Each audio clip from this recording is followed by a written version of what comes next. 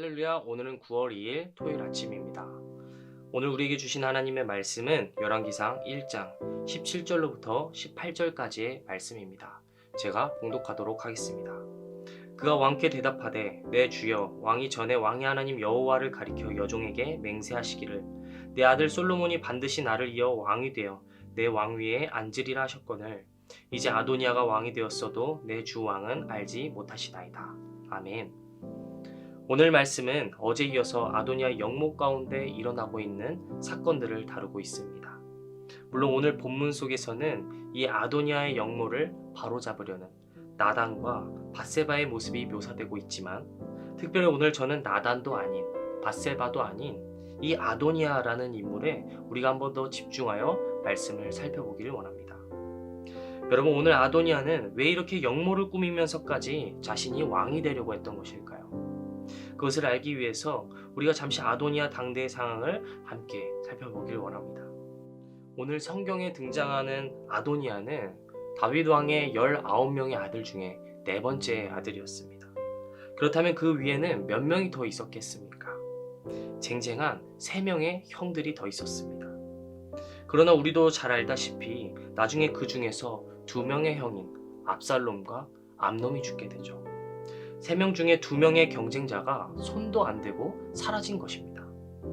그렇다면 앞으로 몇 명이 더 남았겠습니까? 아도니아에게는 1명의 경쟁자만이 남은 상황이었던 것입니다.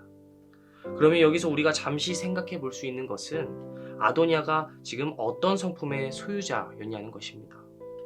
성경을 보면 그는 아주 야망이 있고 또 기회를 놓치지 않는 얍삽한 사람이었습니다. 그렇다면 지금 상황은 아도니아에게 어떻게 작용했을까요? 야망이 있던 아도니아에게는 이것은 매우 절호의 기회였고 또 황금과도 같았던 그런 기회였던 것입니다.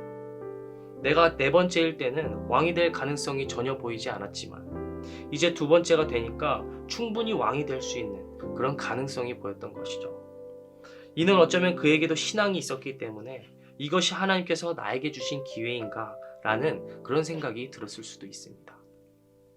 그러나 하나님께서 유다 자손에게 말씀하신 약속을 오늘 우리가 알게 된다면 곧 이것이 그의 잘못된 판단이었다는 것을 우리는 깨닫게 될 것입니다. 창세기 49장 10절의 말씀이죠. 하나님께서 야곱의 12아들에게 축복을 하시면서 그 중에 유다에게 하신 말씀은 다음과 같습니다. 규가 유다를 떠나지 아니하며 통치자의 지팡이가 그 발 사이에서 떠나지 아니하기를 실로가 오시기까지 이르리니 그에게 모든 백성이 복종하리로다. 아멘.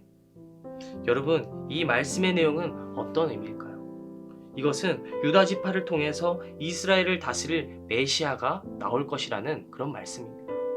그러나 이것에는 또 다른 중요한 의미가 담겨져 있습니다. 그 메시아가 나오기까지 이스라엘을 다스리는 왕은 계속적으로 하나님께서 허락하신 가운데 이어질 것이라는 내용이죠. 즉 하나님께서는 하나님의 선하신 방법대로 유다 족속의 대를 이을 왕을 세우시겠다는 것입니다. 여기에는 그 어떤 반란이나 불법적인 방법으로 왕이 이어질 것을 절대로 이야기하고 있지 않습니다. 그렇기 때문에 다윗을 이어서 누가 왕이 되어야 하느냐고 오늘 묻는다면 힘세고 야망을 가진 아도니아가 왕이 되어야 한다. 이것은 어쩌면 하나님의 방법, 하나님의 뜻은 아니라는 것입니다.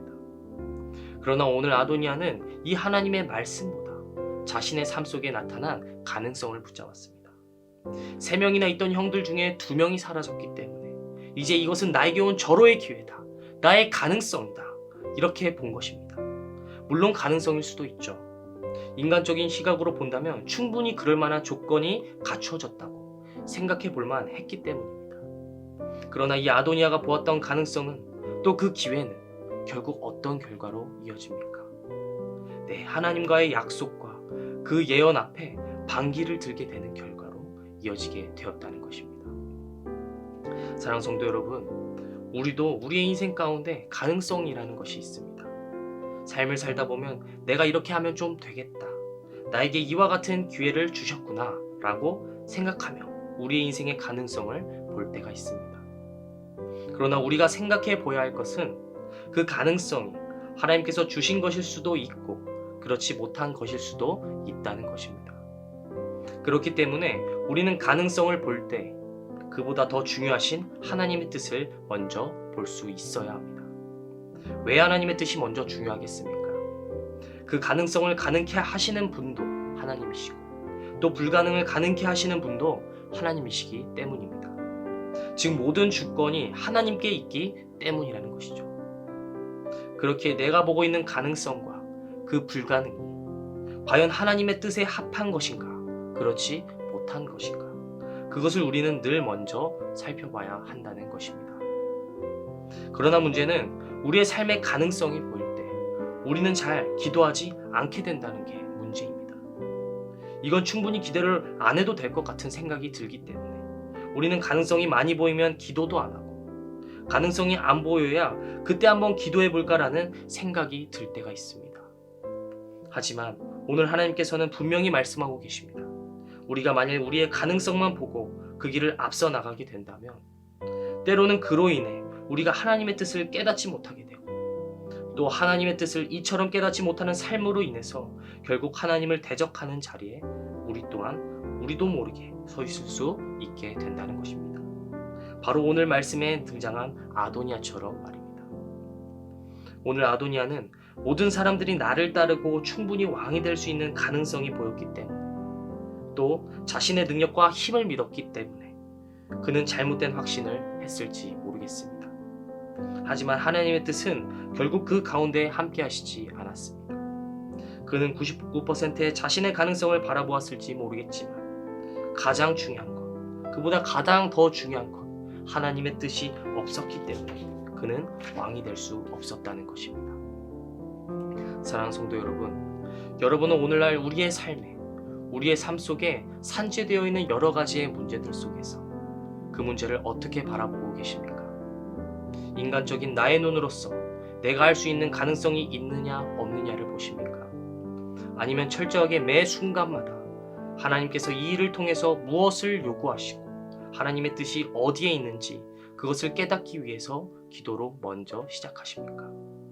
바라기는 기도로 시작함으로 가능성이 있건 불가능해 보이건 모든 일들 속에서 하나님의 뜻을 깨닫는 지혜로운 저와 여러분들이 다 되시기를 간절히 바랍니다. 그래야 하나님의 뜻대로 순종하며 살아감으로 오늘 하루도 말씀 가운데에서 승리하는 사랑하는 신내교회 성도 여러분들이 다 되실 수 있기를 주님의 이름으로 간절히 소망합니다. 아멘. 다 함께 주기도문 하시겠습니다.